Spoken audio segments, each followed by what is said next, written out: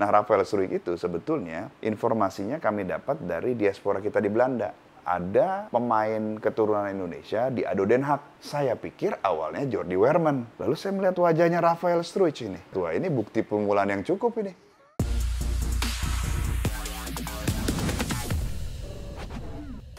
Halo FIFA Mania, balik lagi sama gue Ilham. Kali ini gue kedatangan tamu, salah satu tenaga ahli dari Kemenpora yang bersinggungan langsung soal diaspora dan naturalisasi mengenai pemain timnas Indonesia, yaitu Pak Hamdan Hamidan. Pak, sore Pak, sehat Pak? Alhamdulillah. Sore, Alhamdulillah. Alhamdulillah sehat Pak. Mas Ilham gimana? Alhamdulillah sehat Pak. Walaupun tadi hujan sih segala macam kan gitu. Nah ini kan kalau ngomongin soal diaspora atau naturalisasi kan kayaknya nggak lengkap kalau nggak ngomongin Bapak gitu. Karena kalau ngomongin naturalisasi pemain timnas, terutama timnas Indonesia, pasti ada salah satu nama Bapak gitu, Hamdan Hamidan gitu. Karena yang meloloskan atau nggak mempermudah jalannya naturalisasi itu ya salah satunya Bapak gitu kan, pihak DPR. Nah, ini kalau boleh cerita Pak, Bapak awalnya kerja sama dengan Kemenpora atau PSSI untuk mengajukan program-program naturalisasi ini sejak kapan Pak? Atau sebelumnya emang udah ada program ini gitu? Jadi di Kemenpora ini ada sebuah tim riset diaspora. Jadi kami sebetulnya tidak fokus pada naturalisasi. Jadi ada tim riset diaspora yang punya tugas kurang lebih 2-3. Tugas pertamanya adalah membuat database pertama seluruh atlet diaspora kita yang tersebar di lebih dari 90 negara. Dan atlet diasporanya lintas cabang olahraga. Jadi tidak hanya terbatas pada sepak bola. Lalu kedua, ketika diminta oleh cabang olahraga, kami akan menyerahkan database tersebut sebagai salah satu pertimbangan. Contohnya mungkin sekitar 3 minggu, 1 bulan yang lalu, kami kedatangan tamu dari Perbasi, dari BTN, Badan Tim Nasional Perbasi. Lalu kami menyerahkan database atlet basket part 2. Part 2? Iya, jadi sebelumnya pernah Udah part 1. Ya. Jadi ini part 2 gitu. Jadi kita, karena memang database-nya ini bersifat dinamis, perisetnya juga aktif, setiap hari mencari dan menggali talenta diaspora kita, maka kita selalu menemukan atlet-atlet diaspora lainnya. Jadi kemudian kami mendapat permintaan dari Perbasi, Badan Tim Nasional, untuk bertemu dan berdiskusi mengenai atlet diaspora, dan kami sajikan database terbaru yang kami miliki dan kami serahkan kepada beliau-beliau.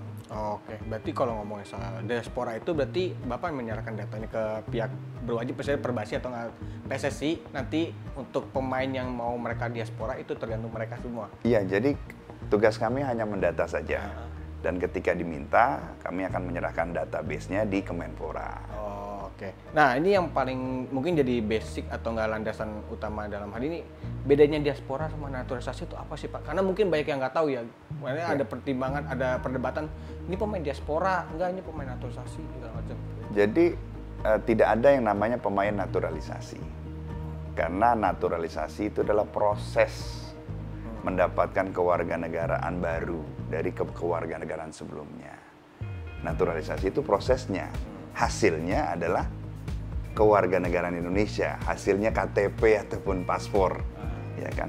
Jadi pemain naturalisasi ya tidak bisa dibilang pemain naturalisasi karena belum eligible untuk bermain, tidak memiliki paspor Indonesia. Jadi kita ada frasa yang kita dorong, yaitu adalah atlet diaspora.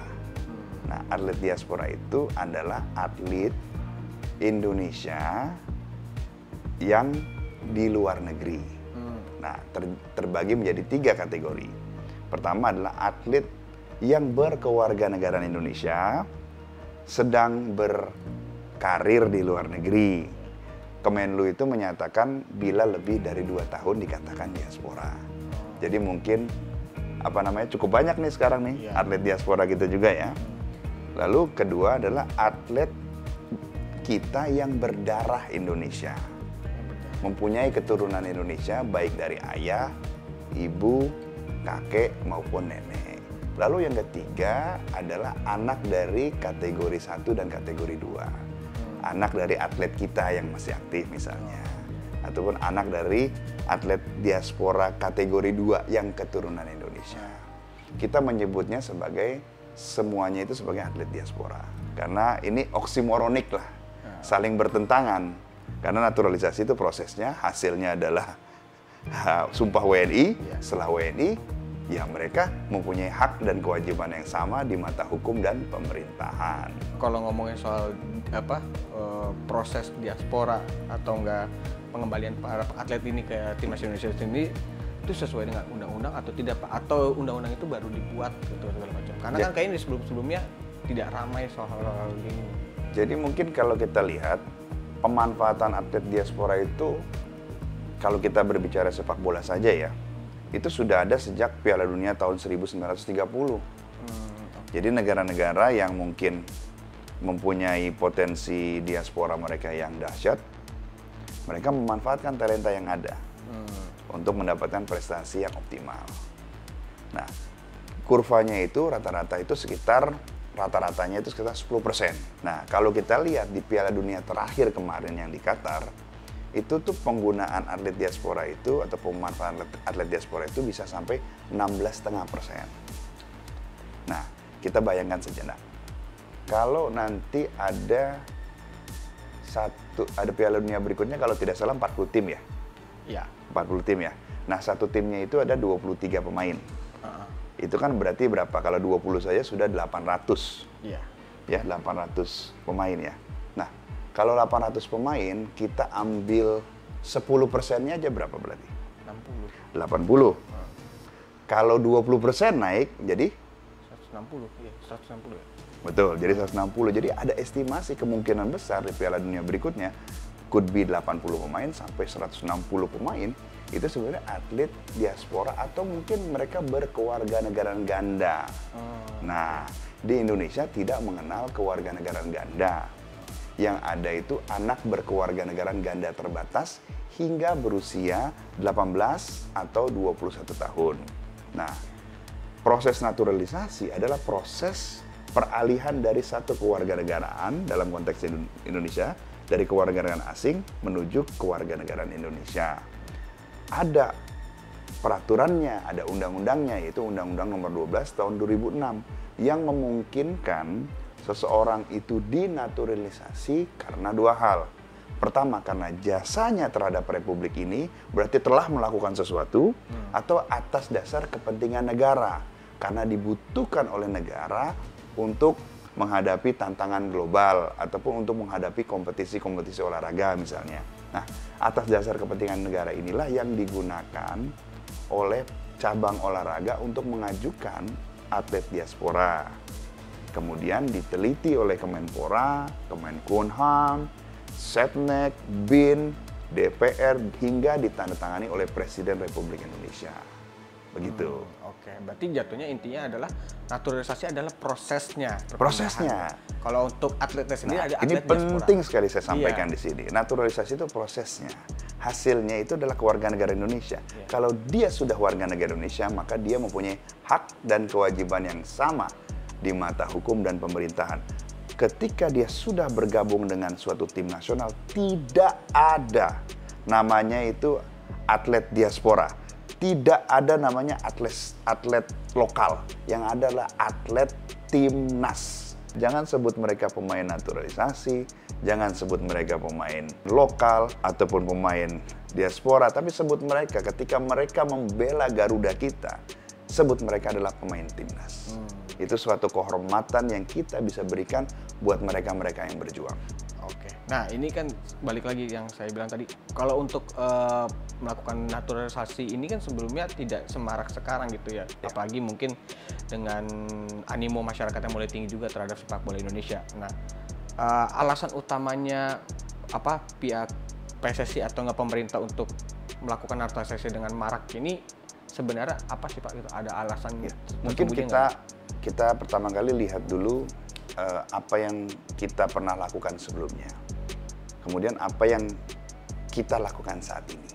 Nah, yang saat ini kita lakukan ada perbedaan yang cukup signifikan. Yang pertama adalah saat ini pemerintah hanya menaturalisasi atlet yang mempunyai darah Indonesia.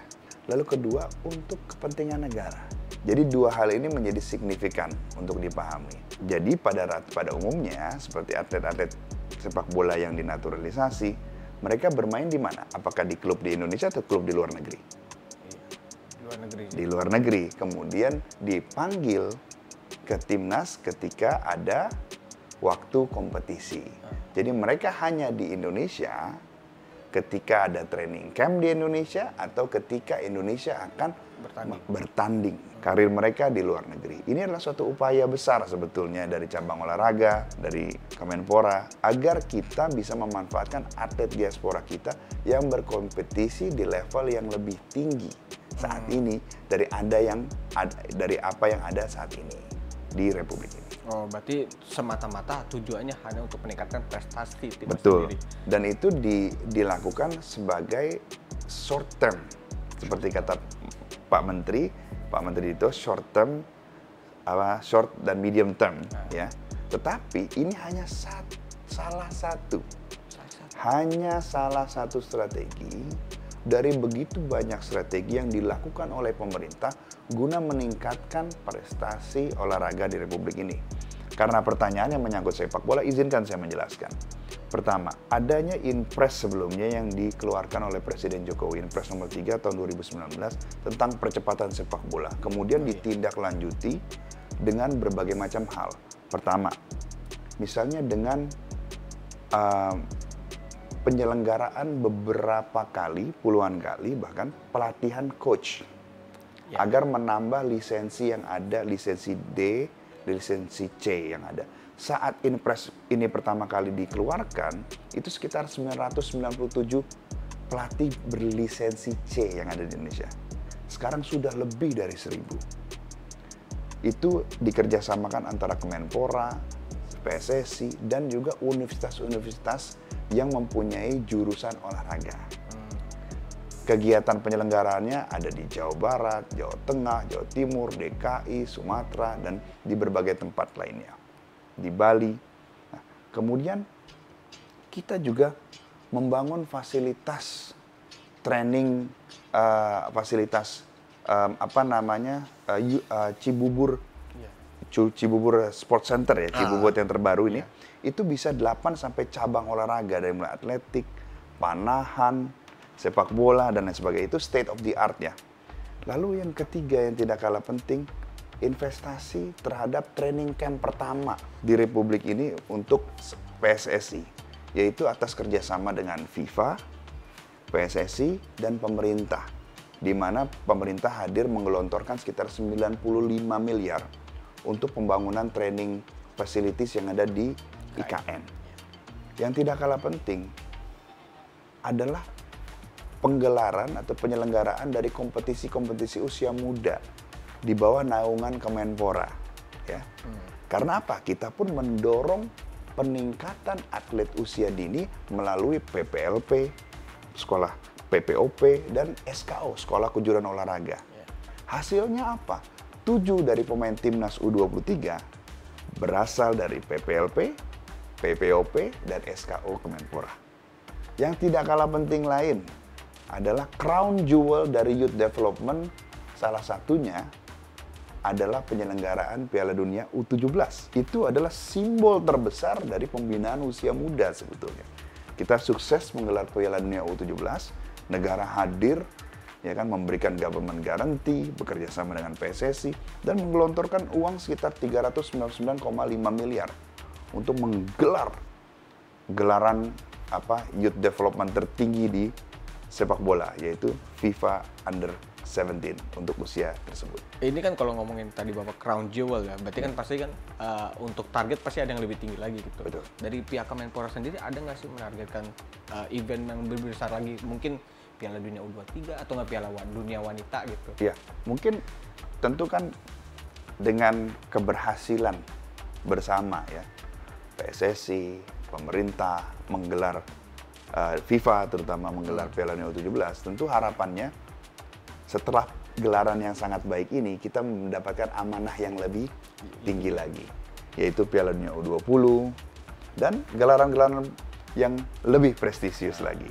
Nah, ini tadi kalau ngomongin Bapak soal data-data pemain ini, itu Bapak informasi tahunya bagaimana Pak gitu? Karena kan susah ya Pak gitu nyari tahu Iya. ini pemain aslinya sebenarnya keturunan Indonesia gitu. Karena kan mungkin muka di luar cuman kan nggak tahu darahnya segala macam. Jadi kita melakukan pendekatan yang beragam.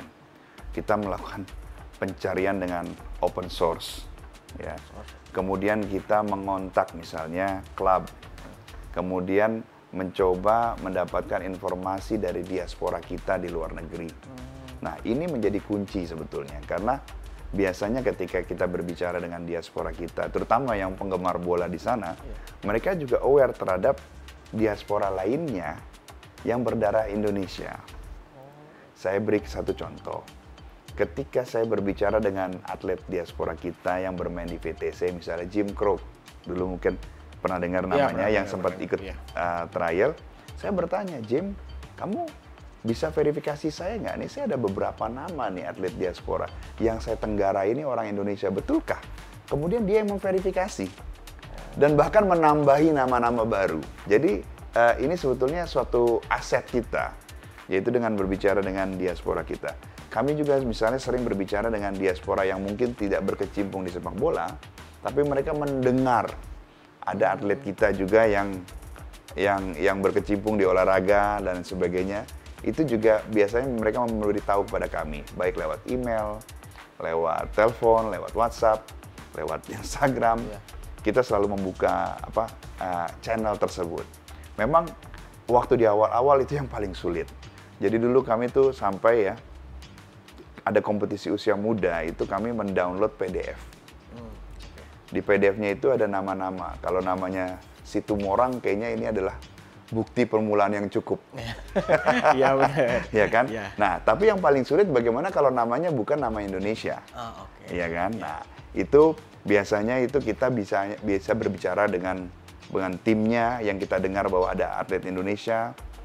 Kita juga bisa mengirim email, atau kita juga bisa misalnya visit. Dulu juga saya pernah beberapa kali visit juga. Kalau untuk visit siapa tuh Pak, kalau boleh tahu? Misalnya contoh, waktu itu saya ke Qatar. Ya kan, saya ke Qatar, saya mendengar bahwa ini ada beberapa atlet diaspora kita.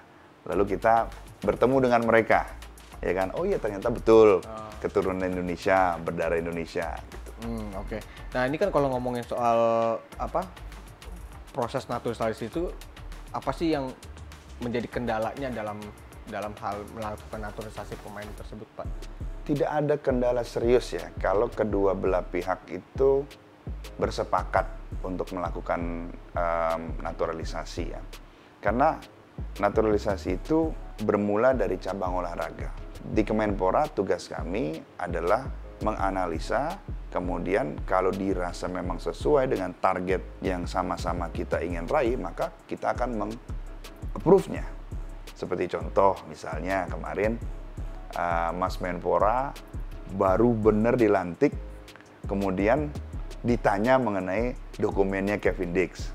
Ya kan, begitu sampai ke Kemenpora, beliau langsung mengecek, ya kan, mengadakan rapat, mengevaluasi, kemudian meng-approve di hari yang sama. Kemudian mungkin tanda tangannya mungkin bisa besoknya, tapi secepat mungkin gitu loh, ya kan. Kenapa sih bisa tergolong cepat gitu Pak? Berbeda mungkin dari tahun-tahun sebelumnya yang mungkin kita telah melihat adanya animo yang besar, kemudian progres yang meningkat. Kita tahu mungkin ya, mungkin 5 tahun yang lalu kita ranking FIFA kita sekitar 170, sekarang sudah 130. Nah, sukses ini adalah sukses bersama, baik dari cabang olahraga, dari PSSI, dari tim kepelatihan Sintayong, dukungan pemerintah, dan juga pemanfaatan atlet yang ada di dalam dan di luar negeri. Nah, ini kita bisa melihat bagaimana kita misalnya kemarin di Timnas U23 bisa sampai juara 4 ya. Iya. Juara 4. Kemudian Timnas senior kita sukses ke babak 16 besar. Iya. Nah, sekarang kita sedang berada di babak kualifikasi ketiga Piala Dunia yang mana kita sebelumnya belum pernah di titik ini gitu, dan kans kita masih hidup loh. Iya. Ya kan? Masih besar, ini kan akibat gotong royong bersama. Jadi bukan kerja satu orang dua orang ini, tapi gotong royong negara sebetulnya agar memastikan timnas kita mempunyai amunisi terbaik yang legal secara hukum di Indonesia dan juga di mata FIFA. Oke. Kalau ngomongin soal mengumpulkan data, kira-kira ada nggak sih Pak kisah unik Pak soal mengumpulkan data-data pemain-pemain diaspora ini? Mungkin ini namanya nggak sesuai dengan bentuknya gitu atau gimana gitu? Mungkin saya pernah mendapat respons dari Rafael Struijk ya, pertama kali reach out ke dia tuh kaget. Kamu tahu dari mana saya orang Indonesia? Rafael Struijk tuh. Rafael Struijk ya. Dan juga ada kontak saya di Belanda, saya mengatakan kepada dia. Jadi salah satu pesan saya kepada Rafael Struijk itu adalah kami telah lama mengamati progres kamu gitu. Lalu rupanya kawan saya yang di Belanda itu mengatakan, Hamdan, kamu tahu dari mana ini? Dan kamu mengamati bagaimana? Saya bilang, ini nih loh. Sejak kapan pertama kali saya tahu dia, database-nya itu kan ada tanggalnya, ditulisnya kapan, kemudian kita sudah tahu dia bermain berapa kali, informasinya detail gitu kan. Jadi mereka pihak Rafael Struijk dan kawan saya di Belanda kaget gitu, kok kamu bisa-bisanya tahu gitu. Nah, Rafael Struijk itu sebetulnya informasinya kami dapat dari diaspora kita di Belanda. Bukan pemain sepak bola. Beliau berkarir lama di Belanda, lalu memberitahukan kepada saya bahwa ada pemain keturunan Indonesia di ADO Den Haag. Saya pikir awalnya Jordi Weerman. Oh iya. Saya pikir, saya bilang, oh iya dia Jordi Weerman kan. Saya pikir bukan, kata dia. Saya bilang, yang mana? Saya bilang, dia masih muda, masih di bawah 20 tahun. Loh, 20 tahun? Saya langsung tuh buka laptop, masuk ke ada satu app juga tuh, app untuk Liga Amatir Belanda.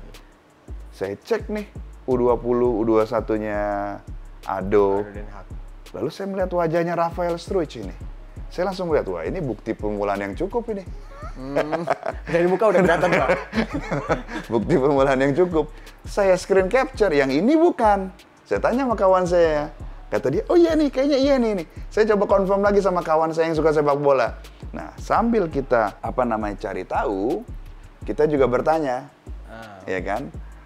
Ketika dikonfirmasi, ya kita masukkan ke database keturunan Indonesia /Suriname.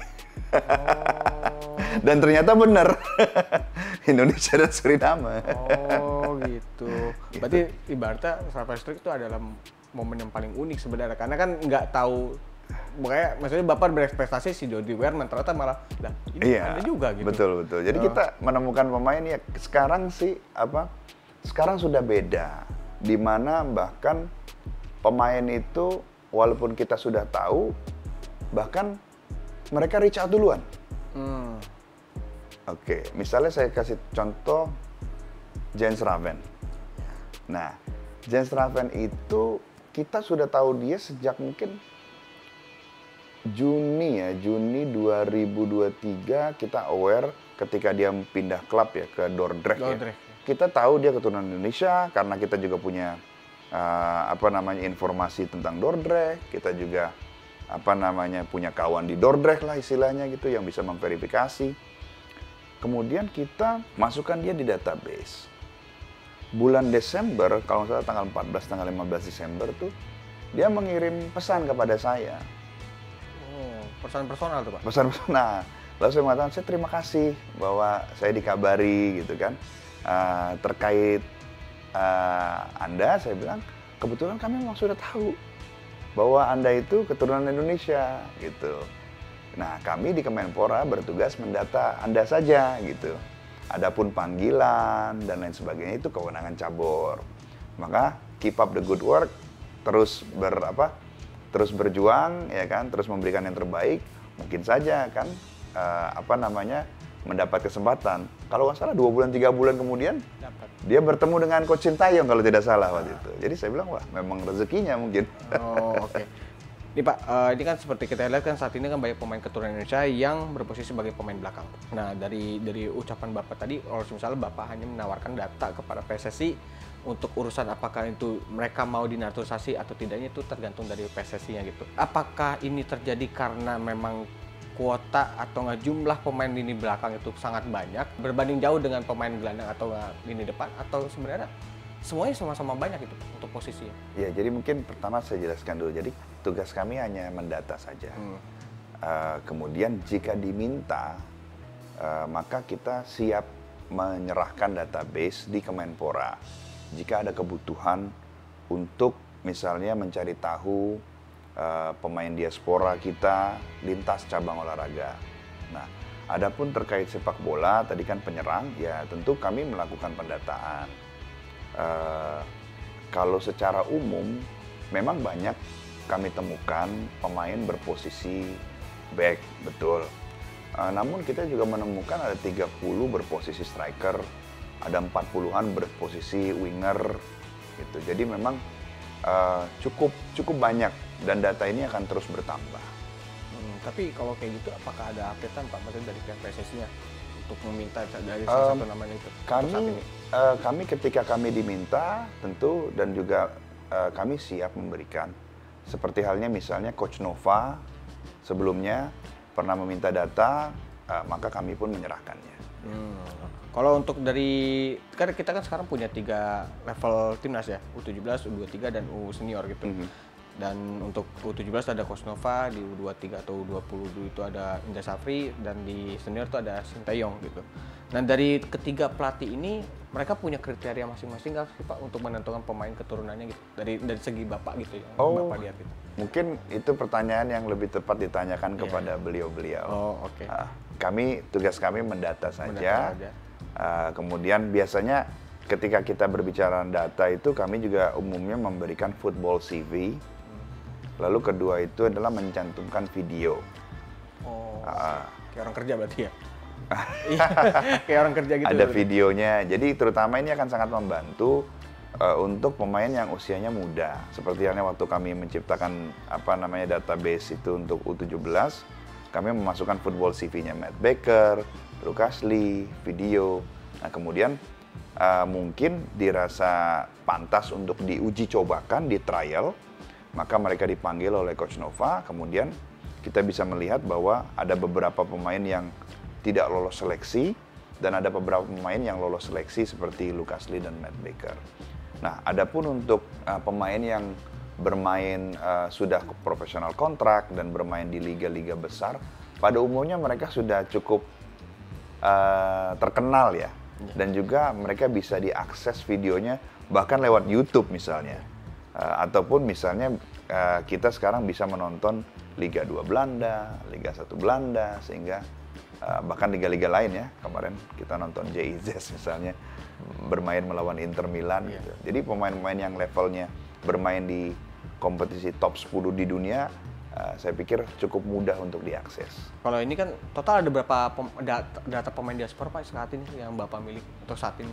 Untuk saat ini ya hampir 600 ya, 600 tapi dari lintas beberapa banyak cabang olahraga ya. Tapi untuk sepak bola sendiri Bapak kira-kira? 300-an lah, 300-an lebih 300 ya. Karena mungkin dari awalnya kita pecinta sepak bola ya. Nah, ini yang menarik Pak. Jadi tuh kayaknya kan karena animo masyarakat Indonesia juga tinggi, timnas juga prestasinya juga tinggi. Kira-kira ada nggak sih Pak pemain yang akhirnya nge-reach out sendiri gitu? Gue pemain Indonesia tahu gitu. Iya, seperti contohnya Jens Raven yang kejadian kan. Iya. Dia sekarang kira-kira ada nggak sih Pak? Mungkin ada seseorang bernama Ragnar Ratmangun. Pernah dengar? Benar dong. Itu nge-reach out sendiri tuh Pak dia? Iya. Kebetulan saya juga memang ngefans juga sih, jadi cukup lama ngefans, tapi akhirnya komunikasi pertamanya Ragnar yang reach out terlebih dahulu. Kemudian saya sampaikan bahwa ya kami tentu tahu siapa Anda, mengagumi Anda sebagai pemain. Pada saat itu dia masih bermain di Groningen kalau nggak salah itu ya. Saya bilang tentu kami telah mendata Anda dan kami tahu Anda mempunyai kemampuan yang spesial, dribbling yang sangat baik dan lain sebagainya. Saya cuma mengatakan ya keep up the good work. Mungkin semakin Anda bermain di level yang level tinggi, kemudian juga frekuensi penting loh. Semakin sering bermain, maka semoga saja Anda dinotice oleh tim kepelatihannya. Dan akhirnya dia dinotis deh. Iya. Dan jadi salah satu pemain andalan malah. Nah ini kalau untuk angka 300 itu akan semakin bertambah atau tidak Pak kira-kira? Saya pikir ya perempuan saja ada 60-an kan kalau tidak salah. Kami 60-an untuk atlet. Saya pikir 300 sampai 400 lah saya pikir. Dan itu akan terjadi pada akhir tahun ini kira-kira? Atau nggak tahu juga? Kami hanya mendata saja. Jadi mendata. ranah kami hanya mendata, tidak lebih dari itu. Dan data yang punya Termasuk Noah juga Richard ke kami juga. Oh, lihat kamu. Oke, nah ini terakhir Pak, ini yang sedang ramai ya, mungkin diperbincangkan ya, di soal salah satu anggota DPR yang mungkin mengkritik adanya naturalisasi yang dilakukan oleh PSSI dan Kemenpora terhadap percepatan sepak bola Indonesia gitu. Respon Bapak mengenai hal tersebut gimana Pak? Jadi seperti yang disampaikan oleh Bapak Menpora bahwa naturalisasi hanyalah salah satu strategi dari begitu banyak strategi yang dilaksanakan oleh Kemenpora bersama dengan cabang olahraga untuk mempercepat prestasi timnas kita. Seperti yang tadi kita bahas. Iya. Pelaksanaan Youth development. youth development ya. Peningkatan youth development di PPLP, PPOP, SKO yang telah berhasil menghasilkan 7 pemain timnas U23. Itu terus ditingkatkan. Lalu kedua, perbaikan infrastruktur baru saja kita bahas. Yeah. Infrastruktur stadion 2 triliun. 20 stadion Indonesia. Ketiga, pembangunan training camp. Tentu training camp bisa untuk segala usia dong. Yeah. Bukan hanya senior saja di IKN. Itu negara hadir menggelontorkan 95 miliar. Pembangunan Cibubur Youth Training Facilities yang ada sepak bolanya juga. Insya Allah Desember ini launching. Kemudian pelatihan pelatih yang dilakukan bersama dengan PSSI, bersama dengan universitas-universitas untuk meningkatkan pelatih kita baik yang license D dan C. Kemudian program beasiswa. Sekarang Kemenpora bekerja sama dengan LPDP. Jadi pembinaan usia dini adalah core issues yang kita telah dan terus tingkatkan. Tetapi di sisi lain kita juga tidak menutup mata terhadap potensi diaspora yang ada. Sehingga ini bisa dilakukan simultan, sinergistik. Oke, berarti jatuhnya sebenarnya apa yang dikatakan oleh salah satu itu sebenarnya hanya fokus pada naturalisasi. Padahal sebenarnya apa yang dilakukan Kemenpora jauh lebih besar daripada itu sebenarnya. Belum lagi kompetisi. Iya. Kompetisi yang dilakukan. Okay. Gitu. Jadi begitu banyak atensi yang diberikan oleh pemerintah terhadap pengembangan talenta usia muda. Oke.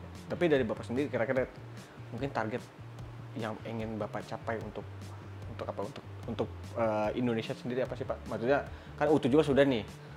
Kira-kira ada targetnya sih Pak? Mungkin pengen lah nyelenggarain Piala Dunia wanita gitu, karena kan kemarin terakhir di Australia kan juga berhasil kan, jadi deket sama kita gitu. Kalau dari Bapak, kira-kira ada nggak target lah pengen atau doa lah?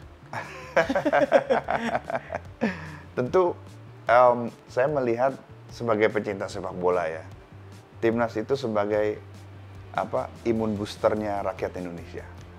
Ketika timnas menang itu 200 juta lebih rakyat Indonesia, terutama yang penggemar sepak bola ya, karena 70%-nya pecinta sepak bola, itu bahagia. Walaupun begadang-begadang, ya kan, apalagi kalau misalnya malam Jumatnya berseri. Iya, pulang ke kantor enak. Ke kantor enak. Saya dulu pernah di tahun 2006, itu menonton final Piala Dunia. Dengan sahabat saya pemain sepak bola bernama ya lokal ya, Tarkam lah, kita sama pemain Tarkam. Namanya Giovanni. Saya melihat Gio itu menangis saat Fabio Grosso mencetak gol di final Piala Dunia 2006 di mana Italia memenangkan Piala Dunia. Saya melihat dia bahagia sekali rasanya. Seperti di langit ketujuh mungkin ya. Melihat bangsanya, melihat negaranya bisa bukan hanya masuk di Piala Dunia, tapi memenangkan Piala Dunia. Mungkin kalau menangkan Piala Dunia mungkin saya belum tentu masih hidup. Tapi minimal saya ingin merasakan bagaimana kebahagiaan Gio melihat Indonesia masuk Piala Dunia. Semoga itu terjadi Hmm. di sisa hidup saya. Kalau itu terjadi Pak di 2026 kira-kira gimana Pak? Kalau saya sih saya nggak tahu ya, saya nggak itu maksudnya wildest dream lah gitu masuk Piala Dunia. Itu maka nikmat Tuhan manakah yang engkau dustakan? Iya, dan saya rasa Jakarta bakal jadi panas gitu karena di 2026 Piala Dunia. Saya pikir 200 juta penduduk Indonesia mencintai sepak bola itu mungkin kebahagiaan yang sulit untuk digantikan. Karena apa sih kompetisi tertinggi buat negara, yaitu Piala Dunia. Dan itu kan yang ditekadkan oleh Pak Presiden Prabowo ya, agar kita bekerja sama, gotong royong, memberikan yang terbaik. Termasuk yang pernah beliau sampaikan, yaitu pemanfaatan atlet diaspora. Tidak menutup mata terhadap potensi tersebut, tapi menggelontorkan banyak fokus, tenaga, atensi, dan dana untuk pembinaan usia muda juga.